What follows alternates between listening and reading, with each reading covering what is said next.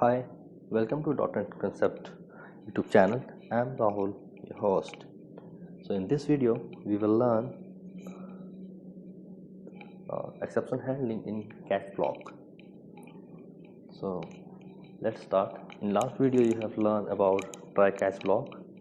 So we will continue from there. So here you can see this thing we learned in last video. So we are just reading the code and we will write it again.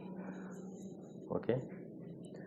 So we will see how we can handle exceptions in catch block. So we can have multiple try and catch block, and you can just nest it a try catch into upper try catch block. So here we will see all these things. How we will handle exceptions. So let me clean the code.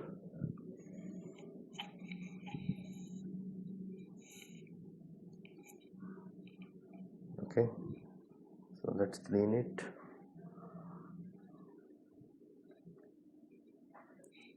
Let's clean it as well. That's all the things we learned in last video.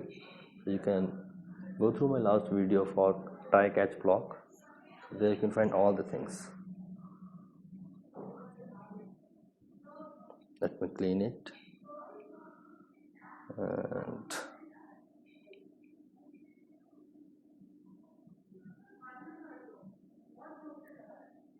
okay, let's see if I can clean something else or not. Yes, I can.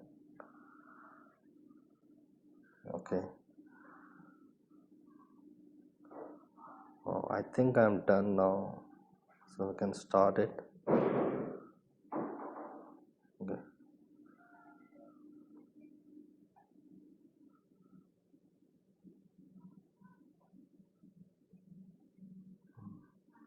So I just started building the project and see if there is any error or not.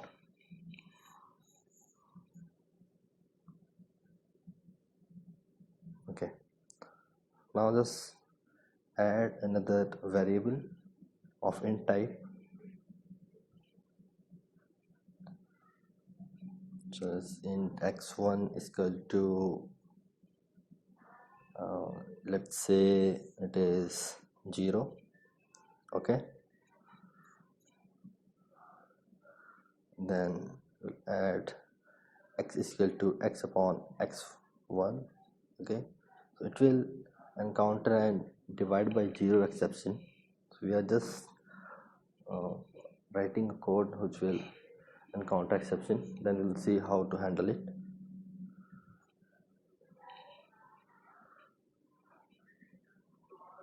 Okay, so let's build it.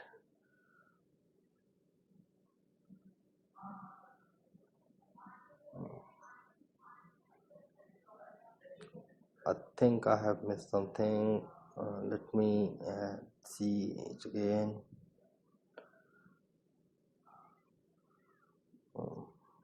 Okay, just put it in another try catch block.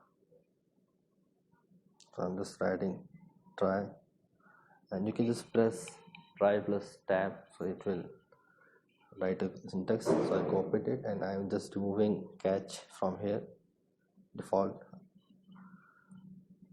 Okay, so we'll try with this.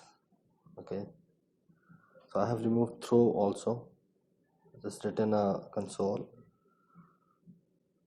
Okay, scoping it in a try catch block, try block, then we have okay, this is in a catch block. Okay, then we have outer catch block as well, and here you can see it. So here we have written inner catch and all things. So let's write finally as well. So we have added a finally block as well. So just write in inner finally block, so that we can see that in which block we are. Okay, so I have written this outer finally, then we have inner finally. So you can see things like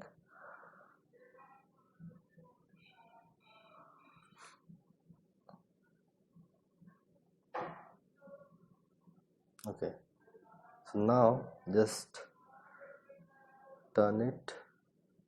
Now we have to return. Okay, so just build it and you can see it will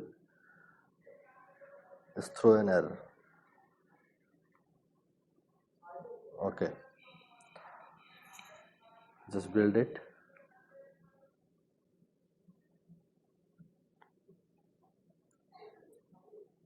Okay, here you can see the value is 5, so we have returned from the block, and so that's why the 5 was there. So that we have already seen in last video.